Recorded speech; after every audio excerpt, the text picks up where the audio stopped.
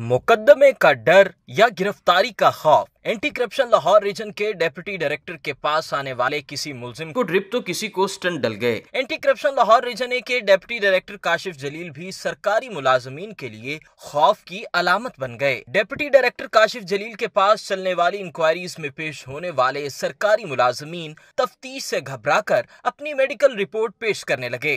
किसी का BP shoot कर गया और ड्रिप लगी, पिक्चर शेयर करने लगे तो किसी को स्टंट डालने की इत्तलात मौसूल होने लगी। घबराना नहीं है, आपकी तफ्तीश भी जल्द मुकम्मल होगी और इलाज के लिए मेडिसिन भी दी जाएगी। मेडिकल रिपोर्ट्स पेश करने वाले मुलाजमीन को डेप्यूटी डायरेक्टर ने तसल्ली दे दी। मेडिकल रिपोर्ट्स पेश करने वालों में ज्यादातर महकमा रेवेन्यू, एलडीए, पुलिस और पीसीबीएल के मुलाजमीन शामिल हैं। एंटी करप्शन में दौरान तफ्तीश जिस्मानी और ज़हनी तौर पर परेशान होने वाले मुलाजमीन को डिप्टी डायरेक्टर काशिफ जलील ने दरूद पाक की कसरत से तलावत करने की हिदायत कर दी। ज़ीशान अली, मीडिया 92 लाहौर।